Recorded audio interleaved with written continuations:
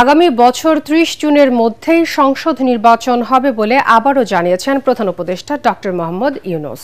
প্রধান উপদেষ্টার সাথে বিভিন্ন রাজনৈতিক দলগুলোর সংলাপ শেষে ব্রিফিংয়ে এ তথ্য জানান প্রেস সচিব শফিকুল আলম। এ সময় রাজনৈতিক দলগুলো সংস্কার, ফ্যাসিবাদের বিচার এবং নির্বাচন কার্যক্রমের বিষয়ে প্রধান উপদেষ্টাকে সমর্থনের আশ্বাস দিয়েছে বলেও জানান তিনি। ইয়াসিন রানার রিপোর্ট। দেশে চলমান রাজনৈতিক অস্থিরতার মধ্যে রোববার দ্বিতীয় দিন রাজনৈতিক দলগুলোর সাথে অনুষ্ঠিত হয়েছে প্রধান উপদেষ্টা ডক্টর মোহাম্মদ ইউনূসের সংলাপ। এদিন প্রথম পর্বে আসন্ন জাতীয় সংসদ নির্বাচন, সংস্কার ও জুলাই গণহত্যার বিচার সহ গুরুত্বপূর্ণ বিষয়ে এলডিপি, নাগরিক ঐক্য, গণসংহতি আন্দোলন, সিপিবি, জাসদ ও বিপ্লবী ওয়ার্কার্স পার্টির সাথে আলোচনা হয় প্রধান উপদেষ্টার। উনি খুব স্পষ্ট করে বলেছেন, প্রথম বলেছেন যে যদি সংস্কার হয়, আমি তো বলেছি তাহলে ডিসেম্বর, আর যদি বেশি সংস্কার হয় তাহলে জুন। এর মধ্যে আমরা আলোচনা করে যে কোনোটা করতে পারি, কিন্তু আমি লিখে দিচ্ছি, দরকার লাগলে পদত্যাগ পত্র হিসেবে লিখে দেব যে জুনের পরে কোনোভাবে এইটা গড়াবে না, তার আগে নির্বাচন হবে। যারা যারা সন্দেহ করে যে না আমি বোধহয় কোনো মতলব ভাসছি, ক্ষমতা আরও কুক্ষিগত করতে চাই, দীর্ঘস্থায়ী করতে চাই, তাদেরকেও দরকার লাগলে আমি প্রভিজনারি নোটের মতো করে দিয়ে বলবো যে আমি কোনোভাবেই আমার ক্ষমতা এক্সটেন্ড করতে চাই না, এই অন্তর্বর্তী সরকার ক্ষমতা আর বেশি বাড়াতে চায় না, সামনে বরঞ্চ একটা নির্বাচন দিয়ে গণতন্ত্র নির্মাণের জন্য যা করা দরকার সেইটা আমি করব। দেশের সর্বশেষ পরিস্থিতি নিয়ে কিছু আলোচনা হয়েছে। আমরা দেশের সার্বিক পরিস্থিতি এবং রাজনীতির ক্ষেত্রে তার গতিধারা, সেইগুলো নিয়ে খোলামেলা আলোচনা করার চেষ্টা করেছি। অল্প সময়ের ভেতরে আমরা এই কথা বলেছি যে পরিস্থিতির দিকে আমাদের খুব ভালো করে নজর রাখতে হবে। দেশের ভেতরে এবং বাইরে নানান রকম ষড়যন্ত্রের মাধ্যমে গণ অভ্যুত্থানের বিজয়কে নস্যাৎ করার ষড়যন্ত্র আরও পেকে উঠছে। সংস্কার, বিচার এবং নির্বাচনের যথাসম্ভব একটা দ্রুত রোডম্যাপ দেওয়ার জন্য সব মশার বিরুদ্ধে সুরক্ষা দিতে এলো বসুন্ধরা এক্সট্রিম অ্যারোসল, মশার বিরুদ্ধে এক্সট্রিম সুরক্ষা। আমরা অনেকেই সেখানে মত প্রকাশ করেছি যে এটা বেটার হয় ফেব্রুয়ারির মধ্যে যদি নির্বাচনটা করা যায়, 5 ফেব্রুয়ারির মধ্যে। বাকিটাও আমরা বলেছি যে আমরা এটার ব্যাপারে রিজিড না, ওনার জন্য যেটা সুবিধা হয়। দ্বিতীয় পর্বে গণ অধিকার পরিষদ, ইসলামী আন্দোলন, বাংলাদেশ খেলাফত মজলিস, জমিয়তে উলামায়ে ইসলাম ও খেলাফত মজলিস সহ বিভিন্ন ইসলামী সমমনা দলের পরামর্শ শোনেন প্রধান উপদেষ্টা। প্রয়োজনীয় সংস্কার যদি না হয়, এখানে পেশি শক্তি, সেখানে কালো টাকার দৌরাত্ম্য সহ বিভিন্ন পর্যায়ে ঘাপটি মেরে যারা নাকি নির্বাচনকে প্রশ্নবিদ্ধ করবে, এই বিষয়গুলো যদি সংস্কার না হয়, সেখানে নির্বাচন তো আবার সেই বিগত দিনের ইতিহাস। জাতীয় এবং আন্তর্জাতিক পর্যায়ে সকলের কাছে গ্রহণযোগ্য একটি নির্বাচন জাতিকে তিনি উপহার দিতে চান এবং সেই নির্বাচনের জন্য তিনি তার সর্বোচ্চ যে সময়সীমা তিনি বলিষ্ঠভাবে স্পষ্ট ভাষায় আমাদের সামনে ব্যক্ত করেছেন, কমিটমেন্ট করেছেন যে 2026 সালের জুনের পরে 1 ঘন্টাও তিনি আর ক্ষমতায় অবস্থান করবেন না। নির্বাচনের যে রোডম্যাপ বা ডেটটা সরকার যেটা বলেছে ডিসেম্বর থেকে আপনার জুন, এটি একটি অস্পষ্ট সময়, কারণ এর মধ্যে রোজা আসবে, কুরবানি আসবে, ঈদ আসবে, ইজতেমা পড়বে। সেই কারণে আমরা বলেছি অন্তত প্রধান উপদেষ্টা যেন একটা সুনির্দিষ্ট মাসের কথা বলেন। পরে ব্রিফিংয়ে প্রধান উপদেষ্টার সাথে সংলাপে রাজনৈতিক দলগুলোর আলোচনা নিয়ে কথা বলেন তার প্রেস সচিব শফিকুল আলম। তিনি জানান 2026 সালের 30 জুনের পর একদিনও দায়িত্বে থাকবে না অন্তর্বর্তী সরকার। মিটিংয়ের মূল যে থিমটা ছিল যে এই পার্টিগুলো আসলেন, পার্টির যে লিডাররা তারা স্যারকে, প্রফেসর ইউনূসকে সমর্থন জানিয়েছেন, তার রিফর্ম, তার বিচার এবং আমরা যে রিফর্ম করছি, আমরা যে বিচারের কার্যক্রম শুরু করেছি এবং আমরা যে নির্বাচনের জন্য যে কাজ করছি সেইটার জন্য তারা তাদের সম্পূর্ণ সমর্থন জানিয়েছে। ইলেকশনটা 30 জুনের মধ্যে হবে উনি আবারও জানিয়েছেন এবং এতে সবাই সন্তোষ প্রকাশ করেছেন। প্রেস সচিব জানান, যতদিন ক্ষমতায় আছেন ততদিন দেশের কোনো ক্ষতি হতে দেবেন না বলে রাজনৈতিক দলগুলোকে আশ্বস্ত করেছেন প্রধান উপদেষ্টা। ইয়াসিন রানা, এটিএন বাংলা, ঢাকা।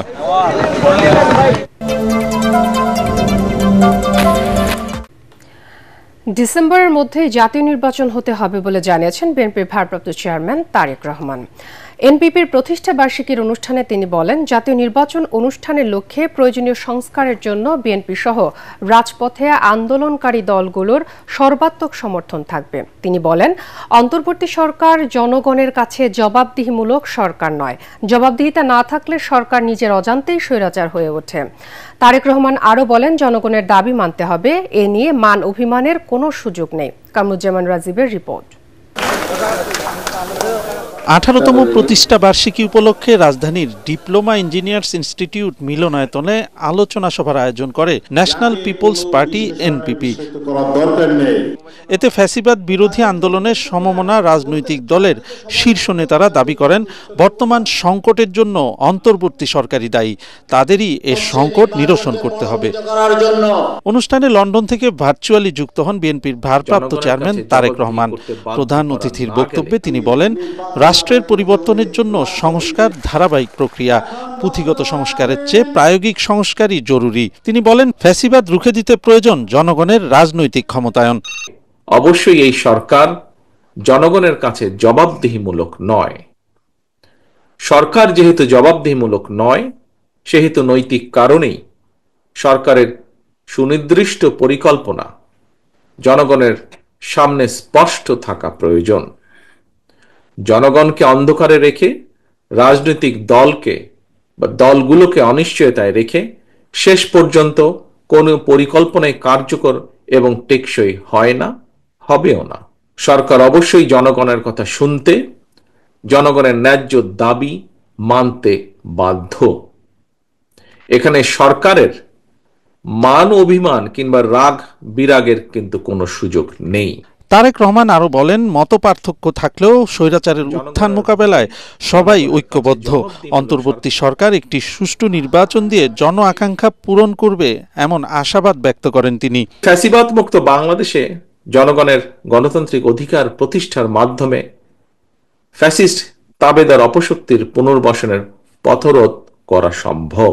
বিএনপির দাবি, আগামী ডিসেম্বরের ভেতরে জাতীয় নির্বাচন অনুষ্ঠিত হতে হবে। প্রয়োজনীয় সংস্কারের জন্য অন্তর্বর্তীকালীন সরকারের প্রতি বিএনপি সহ আমরা যারা একসঙ্গে রাজপথে আন্দোলন করেছি, আমাদের সর্বাত্মক সমর্থন অব্যাহত রেখেছি। অন্তর্বর্তীকালীন সরকার প্রধানের নেতৃত্বে জনগণ অবিলম্বে দেশের ইতিহাসের সবচেয়ে অবাধ, নিরপেক্ষ একটি জাতীয় নির্বাচন দেখতে পাবে। তারেক রহমান বলেন, সব সংকট সমাধান করা অনির্বাচিত সরকারের পক্ষে সম্ভব নয়। সংকট সমাধানে প্রয়োজন জনগণের ভোটে নির্বাচিত সরকার। কামরুজ্জামান রাজীব, এটিএন বাংলা, ঢাকা। জাতীয় ঐক্যমত্য গঠনে শুধু রাজনৈতিক দল নয়, নাগরিক সমাজের মধ্যে ঐক্যমত্য প্রতিষ্ঠা করা দরকার বলে মন্তব্য করেছেন জাতীয় ঐক্যমত্য কমিশনের সহসভাপতি আলী রিয়াজ। তিনি বলেন, সবার মতামতের ভিত্তিতে জাতীয় সনদ তৈরিতে কাজ করছে কমিশন। সংস্কার নিয়ে সুশীল সমাজের সাথে বৈঠকে এ কথা বলেন জাতীয় ঐক্যমত্য কমিশনের সহসভাপতি। তরিক ইসলামের রিপোর্ট। রাজধানীর কৃষিবিদ ইনস্টিটিউটে নাগরিক সমাজের সাথে বৈঠকে বসেন জাতীয় ঐক্যমত্য কমিশন। বৈঠকে অংশ নেয় শিক্ষক, গবেষক, বুদ্ধিজীবী, সমাজকর্মী, আইনজীবী সহ সমাজের বিশিষ্টজনরা। আলোচনা হয় সাম্প্রদায়িকতা, ক্ষমতার ভারসাম্য, নির্বাচন ব্যবস্থা ও সংস্কার বিষয়ে। এ সময় রাজনৈতিক দলগুলোর ভূমিকা নিয়ে প্রশ্ন তোলেন সুশীল সমাজের প্রতিনিধিরা। কোন দলীয় সরকারের পক্ষে বর্তমান কাঠামো, বর্তমান সিভিল সার্ভিস, বর্তমান পুলিশ, বর্তমান রিটার্নিং অফিসার, প্রিজাইডিং অফিসার, এটা রেখে কারো পক্ষে মোটামুটি reasonably fair, free and fair কোনো ইলেকশন দেওয়া সম্ভব না। আমরা জনগণের সার্বভৌমত্ব নিয়ে এখানে কথা বলছি না, আমরা এখানে বলছি প্রতিনিধিদের কিছু ক্ষমতার ব্যাপার না, তাদের প্রিভিলেজ নিয়ে। বৈঠকে বিগত সময়ের নির্বাচন ব্যবস্থা ও বৈষম্য দূর করতে নাগরিক সমাজের অবস্থান তুলে ধরেন বক্তারা। আপনি যদি 16 বছর ইন্ডিপেন্ডেন্স প্র্যাকটিস না করেন, সাডেনলি স্বাধীনতা পেয়েও প্র্যাকটিস করতে পারছেন না। তো এটাই সুযোগ হচ্ছে, আমরা এদেশ যে একটি বহু জাতি, বহু ভাষা, বহু সংস্কৃতি একটা দেশ, সেটাকে হচ্ছে আমরা তুলে ধরার। যে ট্রান্সপারেন্সি নাই যে আমাদের ডিফেন্স মিনিস্ট্রিতে বা অ্যাকাউন্টেবিলিটি নাই, এই কোয়েশ্চনটা আমরা কি যথার্থভাবে অ্যাড্রেস করেছি আমার মনে হয়, তো আমি আমার নজরে পড়ি নাই।